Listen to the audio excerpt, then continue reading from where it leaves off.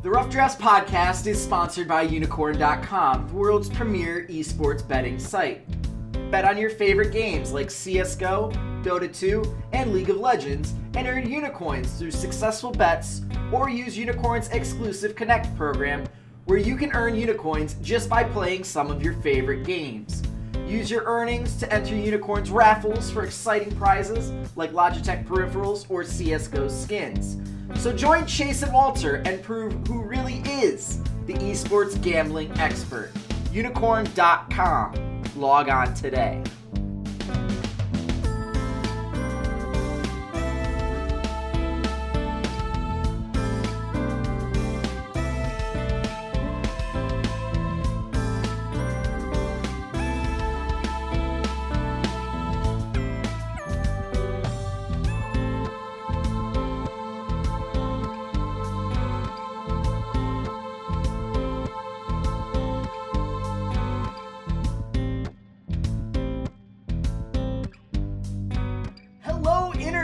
This is Walter, Ceades, Fedczuk, welcoming you back to our special playoff edition of the 2017 European LCS Spring Split Rough Drafts Guess the Line podcast. We are now on to the semifinals of the European LCS. We had a couple of interesting series last week over in the professional scene playoffs, and a couple of very decisive series, I guess, in the promotion tournament, and I can think of nobody else that I'd rather talk about this with than my good friend and co-host, Chase, RedShirtKing Wassenar. Chase, I hope you're doing better than H2K today. I gotta be honest, shout out to H2K. Their social media team has proven that they're able to look at this and joke about it and handle it in a way that I think is impressive to me. I would not have been able to release the H2 episode they put out yesterday. That would have been, I would have had a hard time going through that footage, and they found a way to, find some humor in it. And I think that has a lot to do with the way that, as an organization, they trust that they're going to be able to come back and do well next year. And I think that that's next split, I should say. And I think that's going to be helpful for them. But yeah, I mean, it was a very, I think shocking is the best way to put it, as far as, I don't think we saw this result coming in a million years. I saw a 3-0 happening, but I certainly didn't see it going in Fnatic's favor. And certainly I think it's going to change the way that we have to evaluate how Fnatic is going to be handling this next week here in the semifinal series. And overall, I'm very interested to kind of see how these semifinals teams kind of bounce off of each other. It should be very interesting, if nothing else. It is strange. They seem to so fervently trust in this process, and I think probably may be the longest tenured coach outside of maybe Parth in both LCSs. Which, if you said that to me back in season 4, probably he's going to turn into a head coach and be, the Bill Belichick of coaching, I would have laughed at you and been like, there is no way that goofball could be a head coach. But he seems to fit that organization perfectly. Mm-hmm. And speaking of organizations being perfect in one way or another, the promotion tournament is going on. This is week 2 of the European promotion tournament because for some god-awful reason, Europe likes to extend terrible things by an extra week, which means we get another week of Orien playing. Chase, did you happen to catch any of the games live? Did you go back and watch the VODs? What were your thoughts on the first round matchups, I guess, in this tournament? Yeah, well, I did watch the VODs, so I felt like, I wanted to see just how good these challenger teams were. We did obviously pick them to win both of the series this week. I guess the first thing that jumps out to me is just how definitive those wins were. Yes, Giants won the first game against Fnatic Academy. It was a 51-minute game. Really could have gone either way. It came down to just a couple fights. Specifically, that last Elder Dragon was enough to give them the tools that they needed from a combat perspective. But the other 3 games, Fnatic Academy won, and they won pretty handily. And it was one of those situations where you look at it and go, why did Giants opt into this? Why did Giants decide, you know what, first round, let's go up against Kikis in the top lane so he can just style on Flaxish for basically the entire series with the exception of game 1. Why do we, want to go into this jungle matchup where at the very least Amazing is a guy who has competitive experience, and sure, he wasn't some incredible player here. I think Memento's the better jungler, but the shot calling from Fnatic Academy was very solid. I thought that Mr. Rales, just very good Ezreal play from him, and I think that opting into HeQ versus Mr. Rales, it was just a very weird situation for Giants to pick this path for themselves. But the most important part of it is that both Giants and Origin, who was just, I don't know what to say at this point. I'm kind of tired of talking about them to a large extent because there's just no growth on that end. And that's something that Deficio pointed out. How do you play in the LCS for 10 weeks and not get better? I don't know, but Origin found a way, and I guess that's, worth something. Like, congratulations on that. Here's the thing. You missed on the very obvious Amazing isn't amazing pun, which shame on you. We've been doing this long enough that we do take that kind of low-hanging fruit. But in terms of not improving, I want to pump the brakes here on Orion because I think there is one player that has improved. I think there's one player that coming with the record that he has, it's quite unfortunate because I think Nahun has actually improved from week 1. I don't think that he is a great mid laner. I don't think he's necessarily LCS caliber yet, but I have seen marked improvement from him from week 1 until now. I mean, he's trying to be aggressive. He's trying to make some of these proactive plays. He actually is doing okay in lane, and he's trying to go after solo kills in lane. And I think some of the failure that we're seeing, this is, the 0-27 LSPL mid laner, is just coming from there's a desperation in him to prove himself of like, no, we can win a game. We can win a series. Like, I want to win a series. I want to win a series. It's like an overeager puppy, which I have some experience with right now, of he's trying too hard and he's trying too much. But I do see some sort of glimmer of improvement from him to the point I don't think we can just joke and say that there's been no improvement on this roster. Because okay, there's been no improvement since week 4 because Nahun's been this guy since week 4, and they still haven't figured out a way to get him going in any carry sense in series that, look, they could have had a hard carry player in the mid lane, and that would have been enough in some of these matches. I thought that, Jisoo is someone who, didn't do a ton to impress me. He did fine. I don't think he's a bad player, but I don't think he was an overwhelming player either. Koskyu was a very winnable mid lane matchup. I think that that's something that, you got to give Nahun some credit for that, but I also think that Koskyu is just a guy that we've seen try to fight his way in from the challenger scene before, and I think that, he is in a lot of ways to me the Mendoza line, and so if Nahun's losing that, well, then he's slightly below the Mendoza line for me. So I don't know. I don't think that Origin has anybody who I expect to see in the LCS next split. And so to me, that's, whatever little improvement you want to give them, I don't think it's nearly enough. And I think that if you have an LCS team and you've been playing against all of these teams and you've been having these scrim partners and whatever else, you should be able to put together a win against what was supposed to be the weaker challenger team. And at this point, I just look at it and go, well, I don't see any way that Origin beats Giants because I don't see any way that, Giants are going to kind of fumble any more than you would expect Misfits Academy. They have players that can carry games. I trust Knight way more than I trust Nahun. I trust Memento more than I trust Syncroft. I think that all of those individual matchups seem to be going Giants' way.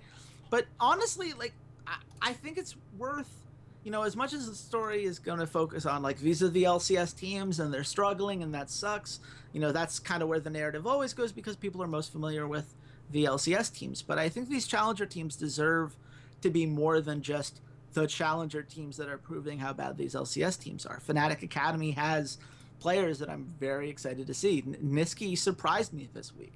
I thought he played very well. Even in their loss in game 1, I thought that he was very consistent.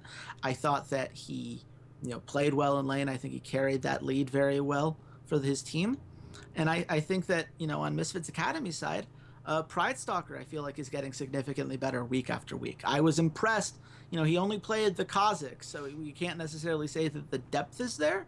But when he's given that champion, he's proven that he can hard carry a game and be this huge influence around the map. And I think that that's nice to see. I think that Yuki 60 has been surprisingly solid in this situation. And sure, he was going up against Tabs and XPK, and that makes things a lot easier. But, I think that he has a chance to be, a better AD carry than we were initially going to give him credit for. So that's kind of where I'm going to focus on, because that is a much more marked improvement for me than anything we've seen from Giants or Origin. Giants and Origin feel like they're the same power level that they were at the beginning of the year, with maybe a couple tweaks here and there, whereas Fnatic Academy and Misfits Academy seem to be a much stronger team than we thought they were going to be heading into the season. And so the Academy was in session, and it seems like they did well. They're going to get a nice grade on their report card from me, certainly. I think that both of those teams are going to continue to qualify, and we're going to see two new organizations that are going to buy in, and Misfits and Fnatic are just going to make a lot of money for themselves. So shout out to them. And also, just real quick, because I do want to mention this, because we complained about it last week, we're not getting dual streams this week on Thursday. Maybe Riot heard us complain about it. They are doing it, with the Giants versus Origin will then be immediately followed by Fnatic Academy versus Misfits Academy. And that doesn't change the fact that there wasn't a Challenger Series finals, and it doesn't change the fact that North America had dual streams. But at least here, there is going to be a chance for everyone to watch all of these series. And I do think they're worth watching. I do think especially Fnatic's Academy versus Misfits Academy, if you're going to catch one series, catch that one, because these are two teams that... This is the final! This is the final! Right here! They knew it! Riot scripted this. This is going to be the final. Whoever wins this gets an automatic spot in the LCS. Whoever loses this then has to play against an LCS team. Just real quick, future investors, Misfit Academy feels a lot like G2 to me. Just want to point that out there. Feels a lot like G2 when they first came in, where it was kind of a middling, kind of mediocre challenger performance, and then as the playoffs hit, they ramped up and then, came into the LCS in a blaze of glory and then took over the LCS from there. So I would pay very close attention to Misfits Academy, especially if they get in, and what that price is going to go for and where they place in the split. Chase, I have gambling odds for these two series. Would you like to take a gander at what they might be? We can start with Giants versus Origin. Where do you think the line is? I would have put Giants versus Origin at Giants minus 225. You are very low, my friend. It is Giants at minus 303. Okay. Which puts Origin at plus 220. If you want to take Giants sweeping this series, going 3-0, it's at plus 240. If you think they take it 3-1 or better, which is slightly safer, it's at minus 125. Yeah, take the 3-1 on that. I'm surprised. I don't think Giants should be minus 300 favorites over anybody. It's been a long time since they've won a series. It's Origin. Origin's really bad. I'm not going to argue Origin hasn't won a series. Let's be very clear on right. Giants aren't very good. I don't want to, if I'm gambling on this, I don't want to be looking at Giants and going minus 3. I don't think minus 303 is value. I think the minus 125 is close enough to value. For the other series. Fair enough. Fnatic Academy versus Misfits Academy. Fnatic Academy minus 160?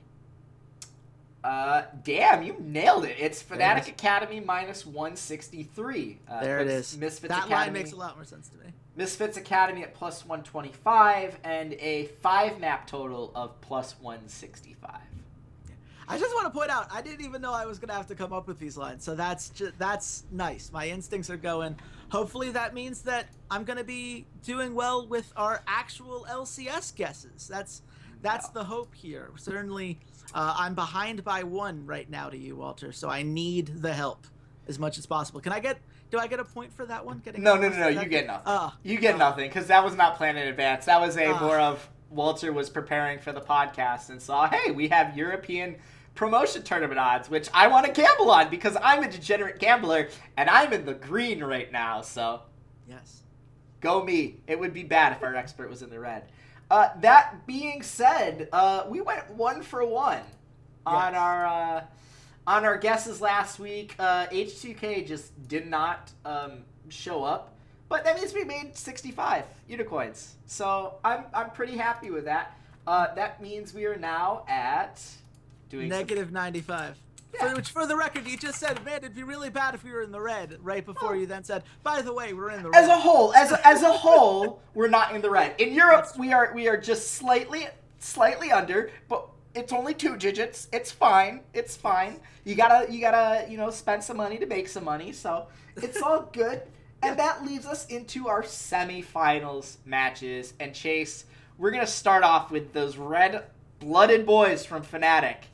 Yes. Good God, Reckless, you monster. I love it. Where has this been the last, 2 years? Where the hell have you been, my friend? Look, the thing about Reckless, and this is something that's frustrated me for a while, with the exception of his Alliance days, which were back in Season 4 for the record, we judge him so much for this team and Alliance that didn't quite work out the way that we expected. Reckless has had this potential, but he's been put on a leash. And every year we look at it and go oh yeah, he's not enough to be a primary carry. But if you look at the gold share numbers, he's usually not given much of an opportunity to be the primary carry. He's usually had to sacrifice those resources for, whatever top laner. When it was Huni needed a lot of resources. And then Forbidden typically has needed a lot of resources. Not quite as many this year because of the way that H2K has been designed, but certainly during his Fnatic days, he was getting quite a bit of the gold share. So Reckless had to take this secondary carry position. Certainly, we didn't see Reckless playing anything like a Vayne or a Twitch during this time, so he was being limited at least in those regards. And I think now we're seeing that, the best thing about Fnatic dropping Nico the Pico and putting in this guy Quay as the new interim head coach is that because he's not a traditional coach, he does not feel the need to rely on the meta nearly as much as other teams do.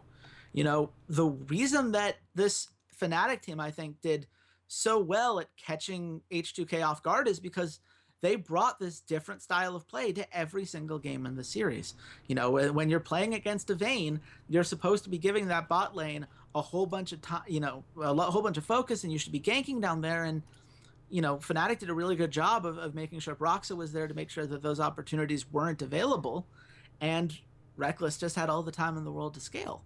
And you look at, game 1, the way that Broxa got such a nice early game lead over Jankos, getting the deep vision, especially towards the river. The amazing gank he had in game 1 where he stole the Krugs and then came in from the back of the lane to get the first blood. Yes. Was something that I did not imagine Broxa doing just a couple of weeks ago. So, I think that in general, we're seeing a team here that, is being free to do the things that they like to do. Jezzas, you want to play Camille support twice? Go ahead. Caps, you want to play Aurelion Sol? Sure, go for it. I never saw that coming. Certainly hadn't indicated he could play it before.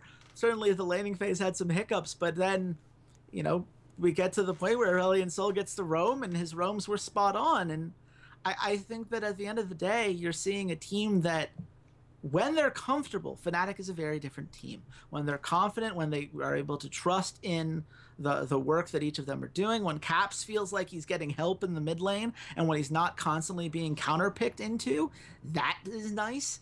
When Ceades can kind of be left on his own devices, and if he gets some split pushing, great, and if not, whatever, that's quite nice for them. And again, Reckless was left off the leash, and H2K paid dearly for that. Nuclear is going to get a lot of crap for especially his Game 3 performance, and certainly he deserves a little bit of it, but to a pretty large extent, this was Reckless showing, yes, I can be the primary carry. This was Broxa showing, yes, I can be this mid to top tier LCS jungler if given the opportunity. And I just, for me, that alone makes them exciting. I don't think it's going to be enough against G2, but I think it's definitely a promising yes, sign. it was Odoamne. I might be the most overrated top laner in the Europe because see that's going to be controversial. But yeah, he had does a great regular this. Season. But he does this. There are moments, there are periods where all of a sudden he just becomes the most overrated player on the planet. Where you just look at him and go, why is anyone considering this guy for first team? Like, this series was awful. He played terribly the entire series, and it's not like he's playing against a world beater. Like, Ceades did not look great in this series. He was kind of middling. Like, they put him on Camille, and if there's one player on the planet that knows how to split push, it's Ceades, and he didn't split push as Camille. Right. He wanted to team fight as Camille against a Gragas that can knock him out of her own ultimate. And right. Yeah. I guess you just can only split push on Fiora if you have a baguette in your hand. Like, I just didn't understand what their concept was with that. And then he goes on the Shen, he's like, oh yeah, I have double TP, let me split push, and pull them around the map just like we saw against Misfits. That being said, yeah, this entire series was the coronation of Reckless. This is why he deserves the first team All-Pro. This is why, if you want a sneaky MVP pick that isn't Trick, maybe it'll be Reckless now, because MVP is supposed to be regular season. You're not supposed to take playoffs into account. Well, the problem is I can't give the MVP to someone who had a losing record in the regular season. I'm sorry, Reckless. I don't really give a crap about your guidelines. I'm just saying, if people are still going to be voting on their MVP award today, I mean, it's really hard to overlook Reckless's performance in this series and go, you know, if you're on the fence about Trick because, yeah, I don't want to get to the same guy 3 splits in a row, like, there's a nice, shiny, polished Reckless on display here. So this is when I remind you that he didn't even get first team All-Pro. That went to Sven. So I'm not trusting the voters to know what they're doing in that regard. I don't trust that in the slightest. So I had a lot of feels about that All-Pro list that came out. I'm still trying to figure out how Xerxes didn't make the list at all. Perks, first team All-Pro mid lane. I mean, we made the case against Perks last week. Whatever. Welcome to the Europe voters. A lot of questionable ballots, especially from some of the media guys. Syncroft got multiple votes. That's just... I have so many feelings about those All-Pro votes. It's not great. I also have... It's funny that we say Perks and Sven, and now we move on to G2. Yeah. So, G2. Yes. Undisputed Kings of Europe. Yes. All of last year. They, like a newborn puppy, they took a big old steaming dump on the carpet that is international competitions. Yes. Was slightly vindicated at the IEM World Championships. Made it to the finals of it in kind of a weak tournament. Got their butts handed to them by Flash Wolves. Do we have anything to say about G2? Is there do we think for any reason that Fnatic with their we're going to trust our players and trust their champions pick, do we have any reason to believe that can actually do anything against the unstoppable juggernaut that is G2? I mean, yes. I think the answer to that is absolutely yes. Okay. And the reason that it's a yes is look what happened when they played Roccat. Roccat was doing nothing but weird picks as well because Roccat knew that they couldn't play G2 straight up, and it threw G2 off their game. You know, we talk all the time, you know, Trick is this brilliant mind, and he understands the pathing decisions of enemy junglers, especially, you know, anyone in the LCS more than, you know, any other European player we've seen. But how do you pin down a guy like Broxa who is still figuring out some of these things and is still, you know, coming up with new pathing decisions every week? That's going to be interesting. You know, you can't really depend on Broxa making the exact same deep roams that he did in the quarterfinals because he hadn't done that at all in the regular season. So it's going to introduce some weird things on that end. You know, Sven and Mithy are very good players, but Mithy in particular had a rough season this split. He only had a 3.2 KDA, 62% kill participation. Those are both a lot lower than we're used to from him. So I can't say that Reckless and Ceades aren't going to be able to compete in that bot lane the way that usually I just give that as a free win to G2 because Sven is Sven, and Sven can be the best player in the league on a good day. But that's, you know, I think that at the end of the day, you have to look at, well, what is Fnatic going to do that's going to deal with G2's issues? Because a lot of what Fnatic did really well this week was they crippled H2K's early game. H2K had been the biggest early game team in the league, 64%, 64.0 EGR. That's really nice. And Fnatic did a lot to neutralize that. G2 is second at 61.1, but they also know how to team fight effectively. They also know how to handle the mid game if they don't have that lead. So I don't think it's as easy as shut down the early game, prevent them from snowballing, and you're going to win. I think you're going to have to find a way to get those team fights that you need. They're going to have to force neutral objectives, which are something that, good luck with doing that against G2. G2 is one of the best teams in the league in terms of securing Barons, in terms of, jungle control, obviously 56.3%, by far the best in Europe. So you're not starving them out of resources the same way that you maybe starved Jankos out of resources. And certainly I didn't think I was going to say that about Jankos, but I'm not willing to say that they can do it again against Trick, because I think that Jankos is an instinct jungler versus Trick being a cerebral jungler. And I think that having a rookie go into that is going to be very difficult. I think that a lot of this is going to depend on whether Perkz can get those advantages in the mid lane. And I do believe that he has the potential to do it. Certainly, we liked other mid laners a little bit better than Perkz this year, but he's certainly not a bad mid laner. 4.5 KDA, 90 gold difference at 10 minutes. He was winning lane. He knows how to put out a whole bunch of damage when necessary. He was the primary carry for this team in that regard. So that, G2 has a lot of tools, and I think that Fnatic's going to have a very hard time countering all of them. But there are enough ways in which Fnatic can at least neutralize the impact of some of the things that previously we would say that no one would be able to deal with. But now that there are these weird pocket picks, and now that, if you're G2, you have to prepare for, a ton of different strategies. I think that leaves them in an interesting spot. They're going to have to prove that what happened with Roccat was 100% a fluke. And I'm not sure that's the case. I feel like G2 has mastered the standard game, and if they force Fnatic to play them straight up, G2 wins, no doubt in my mind. But G2 hasn't necessarily been that innovative team. We haven't seen a lot of weird picks from them that show that they understand how to play this off-meta stuff. So I do think Fnatic has a way to get in there. I don't think it's going to be enough, but it's there. I thought you were going to say advantage.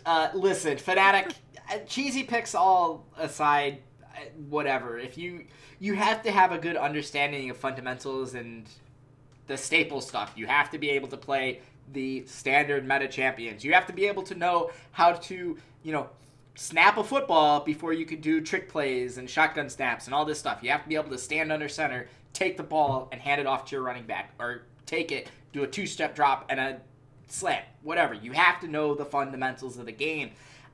Cheese only takes you so far, and we've seen before teams try to be cheesy against G2, and it hasn't worked. Look at Unicorns of Love. They lost 2 series back-to-back weeks where they did try some interesting, innovative things. I honestly think the Roccat win was just on a super high, was just playing with desperation, knowing that we have everything to lose and everything to gain by getting this win, and G2 really had nothing. It was a blow off, and it's very, very difficult to go undefeated over an entire season. TSM didn't do it. Nobody's done it in North America, and even the Fnatic run was Herculean in some efforts. And they had some series towards the end of the season where it was very, very close, and it was Fnatic, having everything to gain and everything to lose, clawing their way back in some of those series. So right. I just think G2 kind of has an off switch, and against Roccat, it was off. It was just switched off. And that being said, this is the put up or shut up game for, I think, both of these mid laners. I like cocky, arrogant, run my mouth players probably more than anyone else. Yes. I like Forgiven. I like Dardoch. I like Doublelift now that he's on TSM, not the Team Liquid or CLG versions of them. They can all go themselves. That being said, and Caps. Caps, I sort of like some of the trash talking, but not the toxicity and practice environment. That being said, these two, Perkovic and Baby Faker, this is your stage now, guys. I think that across the board, yeah, you have Trick on G2. He's going to do his thing, and I don't think Broxah stands much of a chance. Right. Expect versus Ceades is probably kind of a wash. Again, slightly in favor of Ceades. And I think the bot lane is a wash because Sven and Mithy have been underperforming, whereas Reckless has basically been dragging Ceades along by the hair and saying, play whatever you want, I don't care. We're just going to win the game. And whoever created that thread about, like, Ceades asking Reckless and Ceades what they were going to play, and Reckless being like, I want to play Twitch, I want to play Vayne. Like, that entire thread was golden. I need to go back and find it. That being said, this is going to be about the mid laners. This is going to be about Perk, and this is going to be about Caps, and who can control and dominate the other one. I fervently disagree with making Perks an all-pro. I don't care that he did the most damage on his team. As we've said before, my mid laner needs to be my playmaker. He needs to be, when there's 2 seconds left on the clock and I need someone to hit a buzzer beater over Greg Ostertag, guess what? It's going to be Michael Jordan.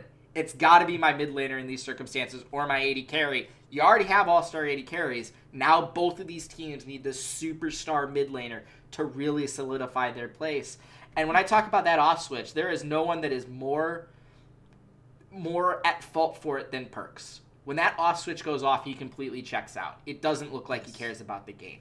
This is the series that he can have a chance to shut up this other rookie and say, no, this is my yard. This is my yard, little guy. You can't come in here, Roman Reigns. I'm going to bury you. And he needs to shut this kid down, and he needs to prove that he's worthy of being an all-pro first-team mid laner. I don't see it. But a really good series against Fnatic, shut up Caps, shut down Reckless. I absolutely think Perks could be that guy. But I'm sick about hearing potential with Perks. I want to see results.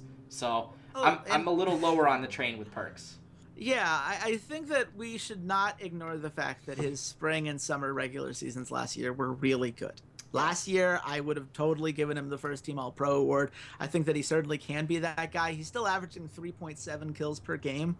So you talk about as a playmaker, he's certainly a playmaker. He's the biggest playmaker on their team if you go down the list. So I think that he deserves a little bit more credit than you're giving him. I was comparing him to last year, and I think that compared to that, he's taken a little bit of a step back. But overall, I think he's certainly capable of being this guy that they can kind of depend on and really get the most out of.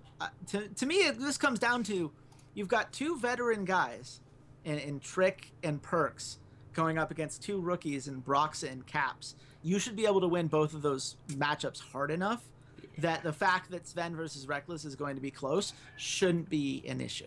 You should have all these other things going your way. Trick should be able to dictate the pace of the game. This is where they're going to have to look into. And I think that they do pull that off. I have G2 winning this series. I predicted to be a 3-1 on LCS Predict, and I am sticking to that.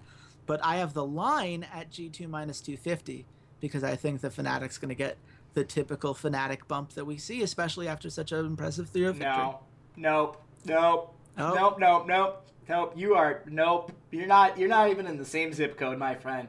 I said G2 at minus 333. It's G2 minus 526. Whoa! You forget the algorithms tell you that G2 is a god among men in Europe. Yep. G2 minus 526. And just to double check that, I'm going to do it one more time using the magic of the internet. Yep, it's still minus 526. Fnatic's plus what? Fnatic is at plus 350. I like that. I mean, we could get positive odds with plus 1.5 probably. What's that handicap? Let me see. Plus 1.5 for Fnatic is plus 145. Yeah, that's going to be a smart money bet probably. I mean, I want to ruminate on that, I suppose, a little bit, but like that line is absurd. That's them winning a game or winning the series. That's winning a game or better. Plus 125, plus 1.5, I should say, would be winning, losing 3-2 or worse. Yeah, or winning, I should say. Or better. Which is better. Yeah. So, I mean, the advanced metrics say that G2 wins a series. You know, if you go with the favorable rating for Fnatic, it's about 67% of the time. If you're very harsh on Fnatic and treat them like the team that they were even before Nico the Pico left, which, you know, is fair. They were still Fnatic. They did have a 4-6 record before that coaching change. That puts it at 73%. Neither one of those odds is as high as where the casinos are placing it. Consider me shocked. I don't think that line is particularly fair. I don't think it does a good job Yeah, representing see, where Fnatic is. You like the +1.5. Yeah, but then there's the 5 maps at +240. So I mean, that also is that seems good as well. I don't know. I want to think about that. +240 for 5 maps? +240. Yes, sir. Oh man. Okay. Yes, We're gonna have sir. to come back to that because I'm gonna go back and forth. No matter what you do, don't tease these together. That's all I'm gonna say. Don't tease them no. together. If you're gonna bet on both, do separate bets like I'm gonna do because I'm insane. That being said, we are gonna move on to our second series, Unicorns of Love versus Misfits. Yeah. Just when it looked like Misfits just really didn't give a crap about what happened in the spring, Splice went up to them and said, no, but we want to go on vacation, Misfits. You can face off against the Unicorns of Love. We want to go hang out in Boston. Yeah, I don't have any other words to describe that series other than a colossal mental breakdown by the players of Splice. I don't know what happened. Chase, have you figured it out? I mean, complete mental breakdown sounds about right. I mean, they completely stopped doing the fundamentals that got them there in the first place. And, you know, I'm going to point to, you know, game 3, Wonder had a lot of technical difficulties. They had to pause the game multiple times. No. Get the excuse out. No excuse though. This is the no BS zone. No excuses, no Johns. Get it out of here. It's not an excuse. I think that some players really struggle under pressure, and I think that some players certainly struggle with handling those kinds of difficulties, and I think Splice crumbled under that. I'm not saying that as that excuses the fact that they played poorly. I'm saying that in terms of they had to be able to mentally bounce back from those issues, and I don't think that they did. I do think it wore on Wonder. You saw his face during that pause. He was incredibly frustrated. And, you know, granted, they were losing to begin with when those pauses were happening, so he would have probably been a little frustrated anyway. But I think that certainly amplified things. The fact that there were also a pause in Game 4 certainly amplified things even more. You need to have that mental resilience if you're going to be a top-tier team. And to me, whether it's the pauses that did it, whether it was just, you know, the pressure of being up 2-0 and needing to close, I'm not sure. But, I mean, it was a mess. I mean, it was an absolute mess. So the way that they would funnel almost, you know, single file, one at a time into the waiting arms of Misfits, who were more than happy to give Power of Evil all of the kills in the world in Game 4. Certainly Hans Sama was able to clean up things in Game 3. Power of Evil again in Game 5. I didn't understand any of it. I didn't understand the pick and ban phase, I think, more than anything else. Putting Kabi on the Kennen pick twice made no sense to me. It was something that after Game 1, it was very clear that wasn't working. Game 2, they basically handed that over again, and suddenly they're in this 2-2 spot that they didn't need to be in. And so I think that there was, you know, I think that the mental games as far as how they reacted to just the pressure, and I think just the stubbornness, I think at the end of the day, they kept trying to make that Kennen work. Oh, by the way, Wonder went 0-7-1 on it in Game 5. So the only advantage of Kennen, that being that you can flex it, and that gives you an advantage in pick and ban, and then you have to play it very well or it's not worth it. Well, they couldn't flex it because neither one of them could play it. So it absolutely wasn't worth it, and they forced it 3 times. So, I mean, I feel like it was a lot of stubbornness. I feel like Splice believed, like, look, the first 2 games proved that we know what we're doing, so let's just stick to this thing because we, you know, in scrims or whatever, it worked out. Had they just stuck to the blueprint that they had in Games 1 and 2, I think this is an entirely different series, and I think they're still moving on. But they didn't. And that comes down to the coaching. I think Yamato Cannon has a lot of questions that he's going to have to answer for the way that he handled that series. I think Wonder has a lot of questions that he's going to need to answer because he was by far the worst performer in the last 3 games. I think that Kabi and Mickey have a lot to answer in terms of, well, what was that bot lane trying to do? Certainly, they deserve a little bit of credit for the way that Game 1 went in that regard. I think Mickey had some very interesting ways of disrupting that laning phase on the Fiddlesticks, but you have to know when to move on, guys. You have to know when it's not working out, and you have to try something different. And they just didn't. And that's why they're where they are right now. So All in all, very disappointing. So I hop on the excuses thing because it would be different if Wonder had been playing out of his mind. Was like, went from being like 10-1-0 in the first couple games to, just dying. Just like, I could understand that. He didn't play well the entire series. His Kled was good in game 2. He had a very... I like. It was all right. Like, I like watching his Kled, but it wasn't anything...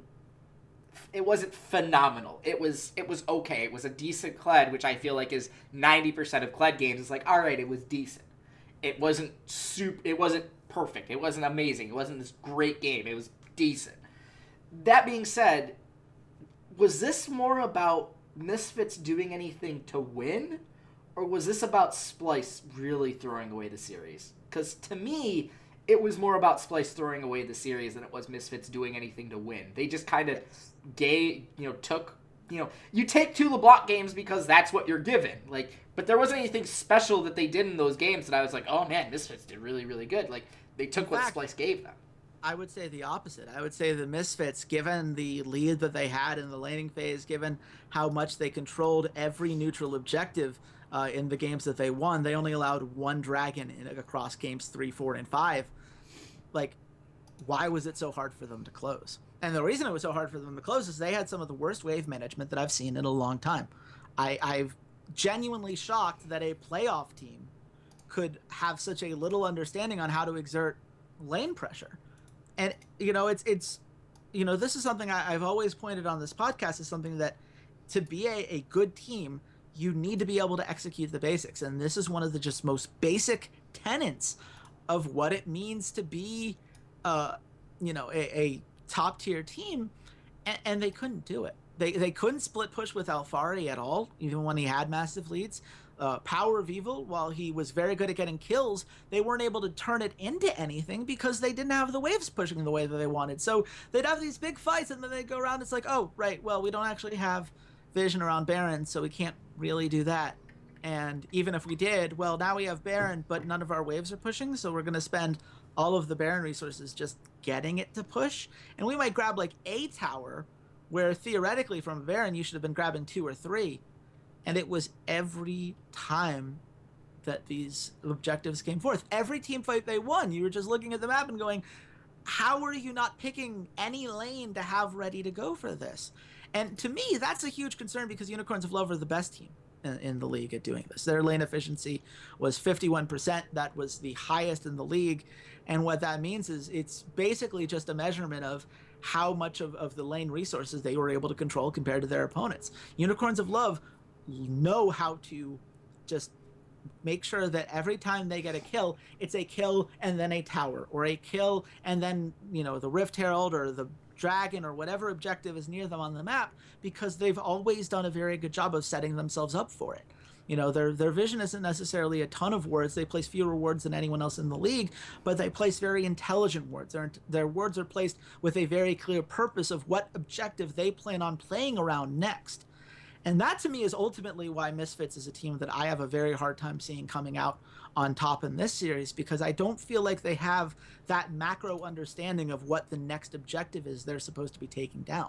I think that they understand how to get kills, and I think mechanically, they can team fight rather, pretty well. I do want to give credit to Hans Sama, who we've been saying on this podcast should have been put in a position to carry. And in this series, 4 out of 5 games, he looked great. His cannon was great. His Kalista was phenomenal. I thought his Varus looked solid in games 4 and 5. Hans Sama can be that guy, and that's a great tool to have. Power of Evil on the right champions can be that guy. There's a reason I put him on first team All-Pro. But you've got to be more than just mechanically good. You have to be more than just individually good players. You have to be able to play the map and play as a team around those sorts of objectives, and I just don't think Misfits are capable of it. They certainly, Splyce was giving them everything, and they still couldn't push these objectives. These games still took 40 plus minutes to close when they should have been in the 25 to 30 range just based on the early game.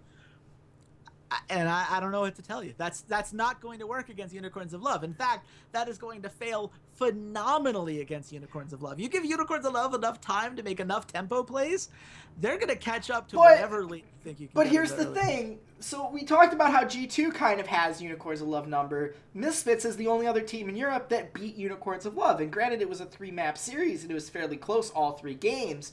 So what's changed? What have Unicorns of Love, or what has changed in Misfits since then that makes you feel like Unicorns of Love are kind of overwhelming favorites, that Misfits are really not that much of a threat to them? Well, first of all, the meta's changed a little bit, which is definitely worth mentioning. That was the first patch on first series on 7.4 as a patch, so I think that there were some growing pains in that regard. I think that Unicorns of Love, as you remember, like, this was coming off of, IEM Katowice was just a couple weeks prior, and you could tell those first 2 weeks after that tournament, they spent a lot of time trying to rebuild their early game. This is actually the first series that they played after losing to Flash Wolves and saying, like, whoa, this is not necessarily as clean as we need it to be. Let's try to refine some of these things. Let's kind of shore up some of the holes and make sure that, Xerxes' pathing perfectly plays towards the objectives that we want in the early game. They've just looked significantly cleaner in that regard since week 6. I think that at the end of the day, Misfits has proven to have struggled in this particular meta. I think that they benefited quite a bit from, in weeks 1 through 5, just being able to play these, these kinds of top laners that, could when they had a way to find these openings, that was something that made them stand out. I think Power of Evil certainly benefited from the mid lane meta at the time. And now these things are working in Unicorns of Love's favor. I think the Unicorns of Love have gotten cleaner as Misfits has gotten sloppier. And I think that at the end of the day, Misfits has to be able to prove that they have another way to win other than just being able to hard carry the early game because the enemy team's making big mistakes. And I don't think that Unicorns of Love, just because of the work that they've done in cleaning up that early game, because of the way that Visitachi just, hasn't overextended as much in recent weeks, we're seeing that Exile certainly knows how to grab the kills in the laning phase and keep Power of Evil from being able to snowball in that regard. And, you look at Hansama, Hansama's probably the better AD carry, but Samix rarely loses lane. He's very consistent. He's going to be able to hold down the fort and enable the rest of his team to get to where they need to be. And the mid to late game shot calling and organization from Misfits in terms of getting those objectives is a mess. And that's where Unicorns of Love shine. So I just have a very hard time believing that Misfits is going to be able to snowball the early game to the same extent that they did back in week 6. And I certainly don't feel like they're going to be able to play the mid to late game the way that they're going to need to if they're going to match the pressure that Unicorns of Love can consistently exert.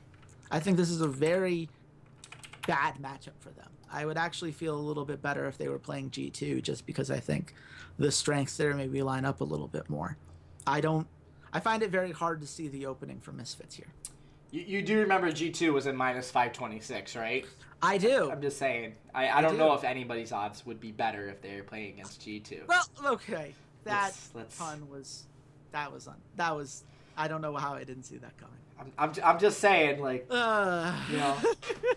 Samurai versus Rabbit, I'm probably going to take the Samurai. Unicorn versus Rabbit, I'm probably going to take the Unicorn. So let's put up or shut up. Chase, where do you see the line? Well, I have the line at Unicorns of Love minus 333. I actually think this is going to be a 3-0. The stats say that Unicorns of Love wins this about 78% of the time. This is a really bad matchup for Misfits. So, Chase, this is lesson number 2. Lesson number 1 is the casinos love G2. And what is lesson number 2, Chase? The casinos hate Unicorns of Love. I guessed Unicorns of Love at minus 250. It is Unicorns of Love at minus 136. Which means I take the 2-0 in Europe, which gives me a 2-point lead overall. And thank you once again, Unicorn. We can gamble on the Unicorns of Love. I am so happy. It's like I win no matter what happens. I win here. This is great. I just have so many questions. I'm like, look, I love you, Unikrn. You know I do. I've been writing for you guys for a reason recently. What?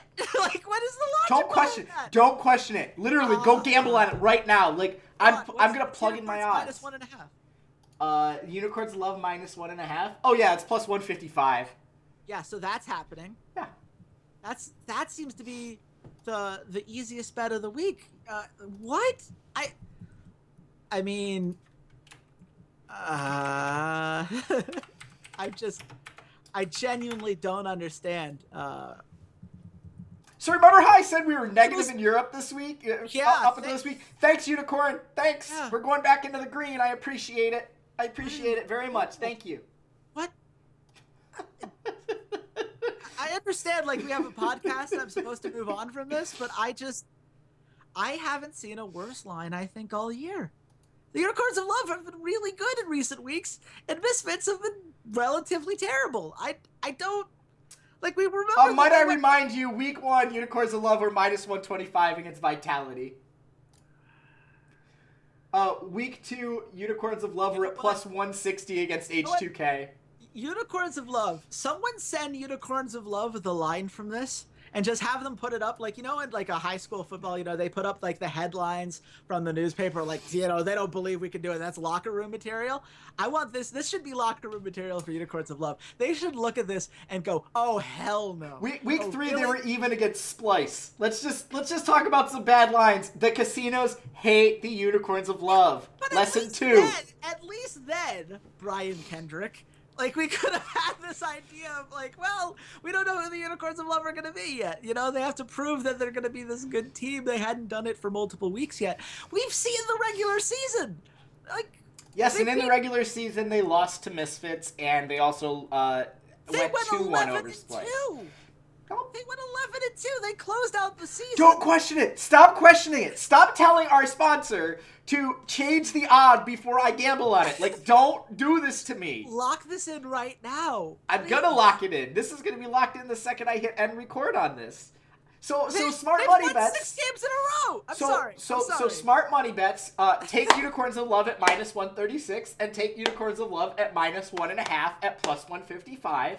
And then over in G2 versus Fnatic, take Fnatic at plus 1.5 at plus 145. And if you're going to do that, you might as well take 5 maps. And 5 maps is at plus 240.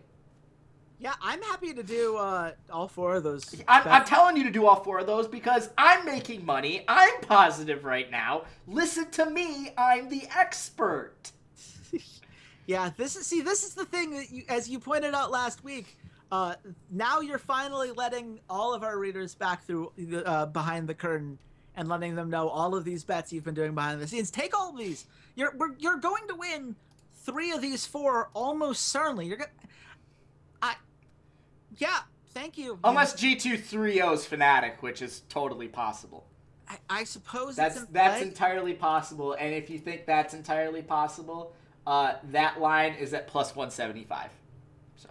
Yeah, I have a feeling I have more faith in Fnatic than that. I think that they're going to be able to pull out at least 1 or 2 interesting things that'll sneak away a map. It's certainly going to be very interesting. Also, the bonus gamble of the week, Giants against Orion. Yeah. The 3-1 or the 3-1 or 3-0 is at -125. Like, take that. That's almost guaranteed money. If you're feeling a little risky, you could take the 2-0. That's at plus 240. But I have a feeling Orion wins 1 game. So, yeah. Take the -125. There you go. 1 more free bet from behind the curtain. Yeah. You know, the Wizard of Oz has been exposed. I do not look like James Franco, unfortunately. And neither did the Wizard in the original Wizard of Oz. So I think 1 James Franco is enough for this world, so I think you're all right. I don't think you've watched any of his movies. Because I don't think James Franco feels like 1 James Franco is enough for this world. No, I'm sure he doesn't. But we'll talk about that on the James Franco podcast. Yeah. I think that could be a good podcast. And you know what? This was a good podcast because I'm now up 2 2 points with 3 to go. Chase, I might be a back-to-back champion for the first time ever. I don't like this. This will be the first time you've ever won the regular season. I know. I've only won Worlds. I've won the last 2 Worlds. So I guess that makes me kind of a back-to-back champion. I mean, sure. Sort of like how Flash Wolves are the unofficial world champion, right? I mean, yeah, that is what someone who lost the other series would say. So that's fair. I'm just saying. I'm winning. I just won Europe. I'm going to get us back, back positive in Europe, which is funny because you're supposed to be the European expert, and that's the region we're negative in. So. Oh, okay. That's the way we're going to play this. Well, that is the way we're going to play it. If you believe that that's the case, send all your hate mail my way at RedShirtKing. I genuinely am happy that Unikrn's giving us this value. Overall, though, I'm just excited for these series. I think that Fnatic has pleasantly surprised me, and I hope that they get to continue to pleasantly surprise me. And I think that Unicorns of Love versus Misfits, Unicorns of Love, this can be the statement game. This can be the series that we point to and say, Unicorns of Love proved that they are the top team in Europe that we believed they could be. I want to see them continue to do that. I want to see them take that lead. And I think that Misfits are going to find out that love hurts, which is a lesson we all have to learn at some point in our lives. So definitely be sure to come back next week as we'll wrap all of that up, and come back tomorrow and we'll talk about NA. So absolutely. I can't wait for next week when Unikrn makes the Unicorns of Love like plus 300 underdogs. It's going to be a great gambling week for me. Chase, you guys can follow him at RedShirtKing. You can follow me at Ceades_LOL. And like Chase said, tomorrow, the North American semifinals. High versus TSM. Phoenix 1 versus Cloud9. Or, as Reddit has put it, TSM versus Cloud9 Blue, Cloud9 White, and Cloud9 Orange. Until then, goodbye, Internet. Hey there, Ceades here. Thanks for checking out the podcast. And if you enjoyed today's episode, consider supporting us at www.patreon.com/roughdraftspod. For just $1 a month, you can join your fellow listeners in our patron-only Discord channel and help keep the content coming, or join our VIP club where $1 a show or $8 a month gets you first priority on all patron content like our patron-only Q&As. And check us out on all of our social media, Twitter at @RoughDraftsPod, Facebook.com/RoughDraftsPod, SoundCloud.com/esportsroughdrafts, as well as on iTunes and YouTube by just searching for the Rough Drafts Podcast. Thanks for listening, and goodbye, Internet.